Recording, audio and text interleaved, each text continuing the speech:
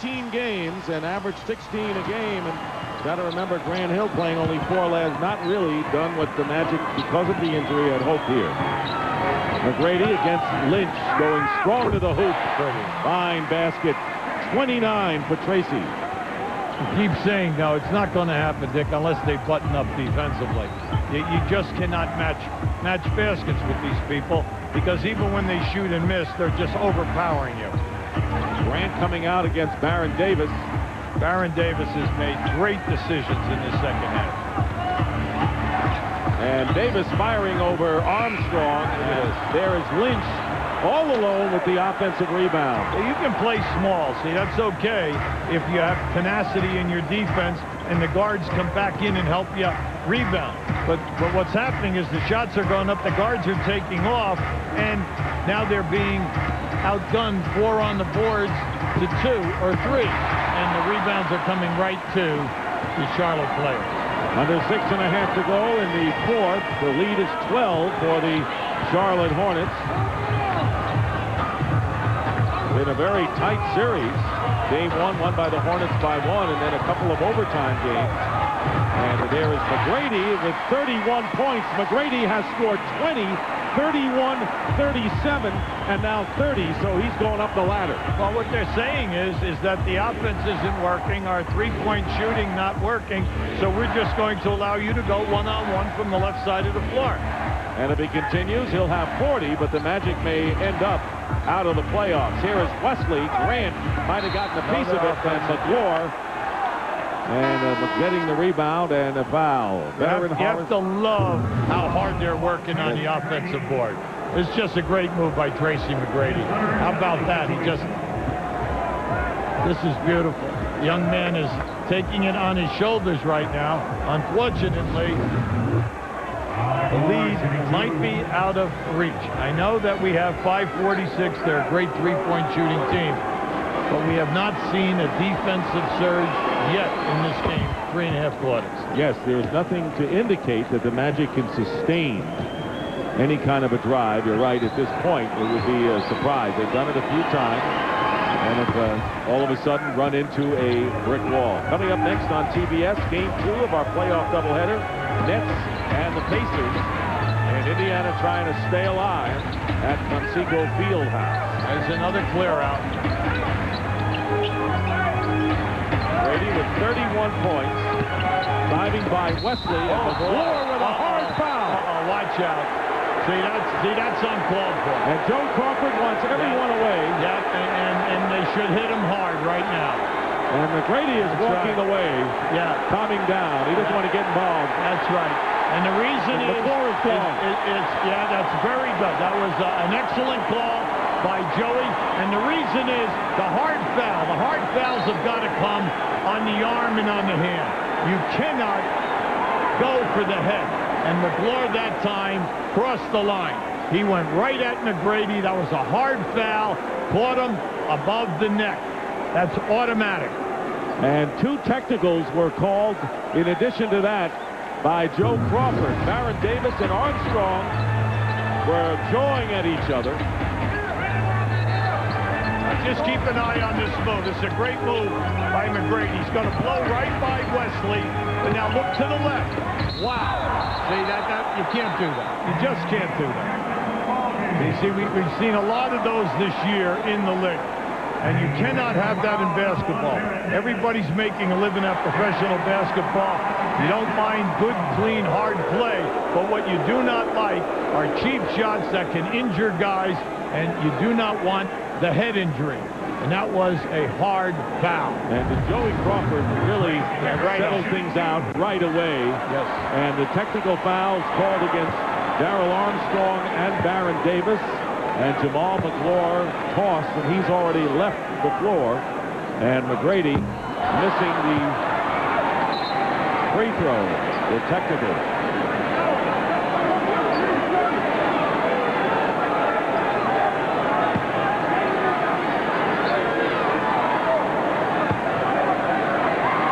Your opportunity here to close the gap. McGrady makes one of his 2.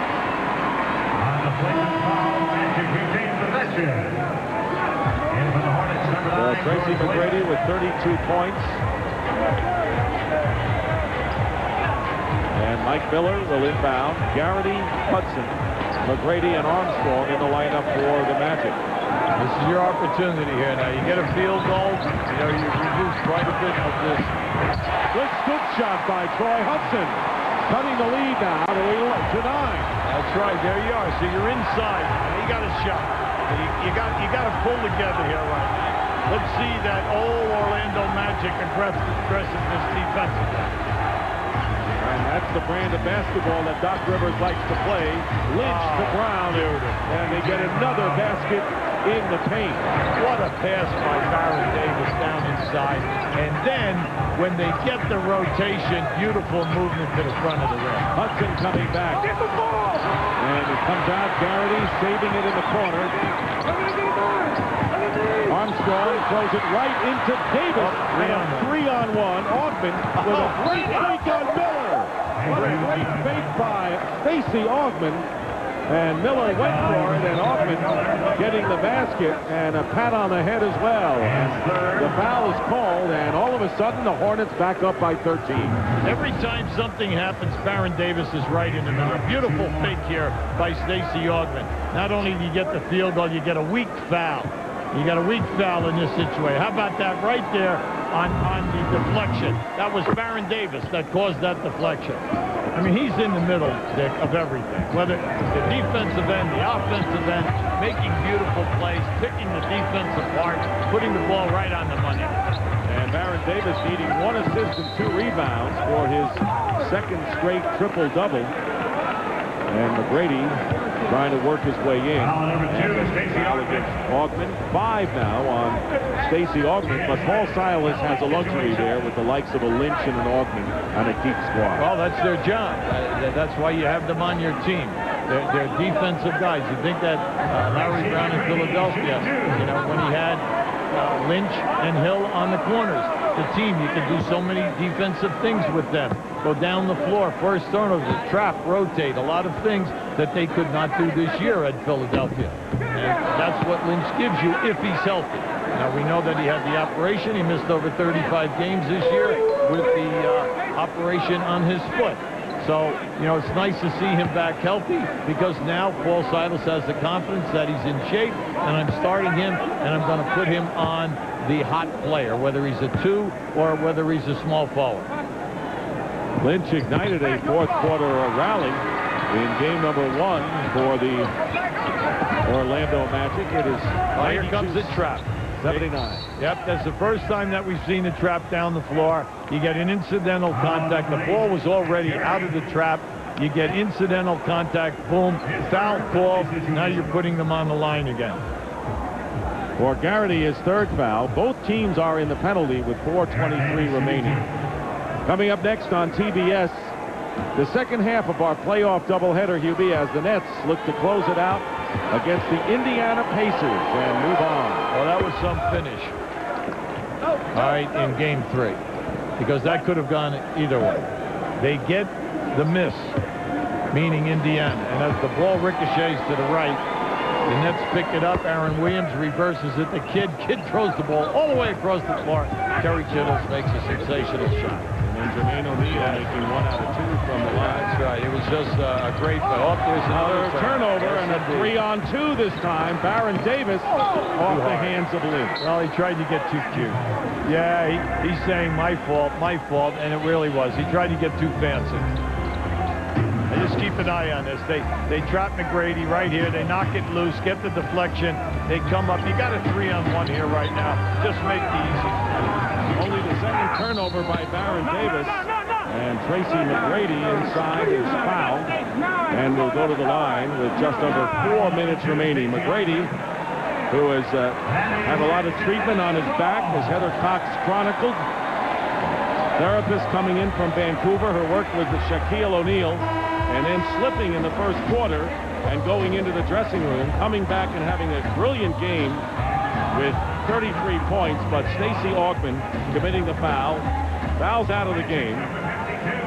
Don Reed will come back in for the Orlando Magic with Garrity sitting down.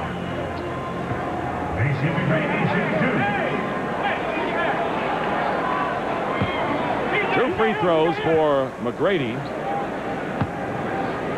He is 6 for 9 from the stripe tonight. When he's healthy, he's a delight to watch because he's so good. He has three-point range. He handles so well and can finish with either hand. Then he can post up for you and give you the inside game. And then he's unselfish. And we know that there are only two players in this league who average 25 points, 5 rebounds, and 5 assists. And he and Kobe Bryant are the two. Oh, there it is. Nearly a trap. And P.J. Brown out of bounds. Out of bounds. It'll be Orlando ball. They feel they still have hope with 13-point deficit. Every Doc Rivers club has stalled. Well, this is the second time that they've been in that half-court trap. It's like a 3-2. So they're going to channel you into one of the wing guys, go for the trap, and then hope that they can cut off the passing lane, and that's exactly what happened on that last play. Lynch defending McGrady down low. Hudson looking his way. Yeah, well, they're laying off. See, they're laying off, and they're going to, like, front McGrady, playing soft, play behind, and then lay off in the front. Darrell Armstrong. Reed taps it out. McGrady, Lynch does not go for the fake. Armstrong, driving baseline, is tripped up.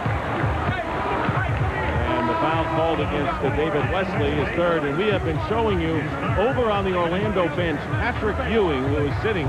He has been talking with Grant Hill, and it was 3:22 to go. And if the Magic don't come back, this could very well be Patrick Ewing's last NBA game. The 18-year Warrior being on an NBA championship club. Well, got to the finals, and they had an excellent opportunity in Houston when it went to Game 7. Fortunately, they could not execute down the stretch and lost out on that, on that 7-game series. You got to love it here right now. Baron Davis is making the traps look non-existent. A 3 for David Wesley, his second of the game. So Wesley and Baron Davis each with 2 trifectas.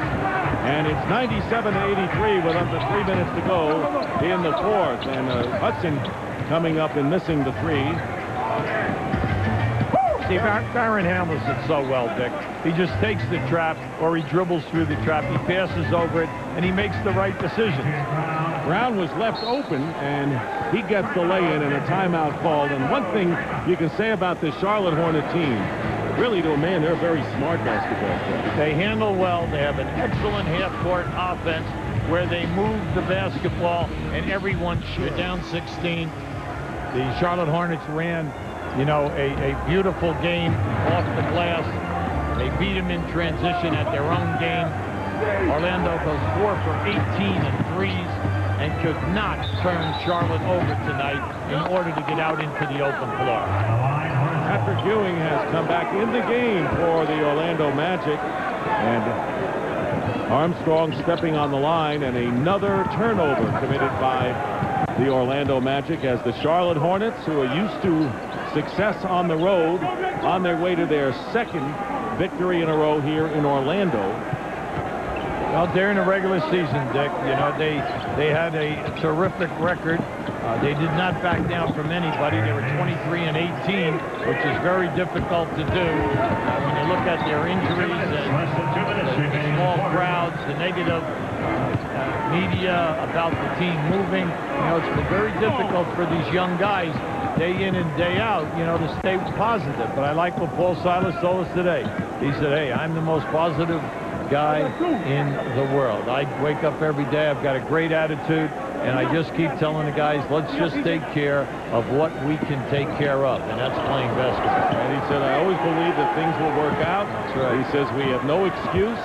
We have 12 good people, and there are 12 good players. And he says that's why it's been able to work. And it's been a banner game for people like Baron Davis, who has his triple-double. Second straight triple-double for Baron Davis. He needed the rebound and got it. 27 points, 10 rebounds, and 10 assists. And the Orlando Magic, who lost in the first round back in '99, did not make the playoffs 2 years ago, beaten by Milwaukee last year in 4, will go down in 4. This time to the Charlotte Hornets. And Charlotte's going to be a tough team to contend with, no matter who they play in what has been a raucous and wild Eastern Conference first round. Miller misses from 3. Well, everyone who made predictions would pick a team in the East, and then they would say, yes, but the one team to watch is Charlotte. If they are healthy. Unfortunately, the blow with Mashburn. You're hoping that the young man can recover and then come back and fit in with this team. Because this team, oh, look at this. Someone just threw right down on the floor here from up above us some type of a balloon with water that just went all on the floor. Now, that's great. That's a bad fan. Oh, it's a bottle of soda. And it split, and the water is, the soda is poured here right at that 28-foot mark. Yeah, they're going to have to take time and towel it off. You remember Tracy McGrady fell on a wet spot in the first quarter, and you know it may be your own player who falls and slips. And we still have 41 seconds here. And Mashburn is not even here. Their #1 scorer, the guy who averages 21 points a game. Now, when he's here, they're as good as anyone in the East. 10 deep. They have an excellent offensive game scheme. Their front court people all can board. They have post-up people. They're exciting. Baron Davis can make the plays, and then they have good three-point shooters. And he is tonight's Gatorade Player of the Game. Baron Davis with his second consecutive triple-double, now going for his 29th point. And the Hornets now emptying their bench. Kirk Haston, a rookie from Indiana. And George Lynch goes out. So the Western Conference Series, 3 of them have ended with the Lakers, the Kings, and the Mavericks all moving on. And the Charlotte Hornets will become the first team in the Eastern Conference to advance. And, of course, the Nets will try to be the second, coming up next in the second half of our TBS doubleheader when they go against the Indiana Pacers. Coming up, half a minute remaining. Here's Patrick Ewing wheeling his way in, and maybe that's his last field goal. You were his first coach in the NBA. Well, you know, what you're saying here right now is everyone's trying to have Patrick retire, but anytime they ask him, he says, I'll make up my mind. I might want to play again. That's right. I mean, he will not concede that he is going to retire. So we don't know for sure. That's exactly right. So we're half-heartedly going to bid him adieu. And speaking of adieu, Bryce Drew leaves it to Haston. It won't count. With 1.5 to go, the Hornets will win the game, and they go over 100 for the 3rd straight time. Tracy McGrady will finish his season with 35 points. And the Hornets will move on and play the winner of the Nets-Pacers series, and that could end coming up next on TBS. So Patrick Ewing, maybe it's his finale. In any event, the Charlotte Hornets have eliminated the Orlando Magic by taking 2 out of 2 here in Orlando. The final score, the Hornets 102, the Magic 85. Baron Davis with the triple-double, 29, 11, and 10. McGrady with 35 led the Hornets. And our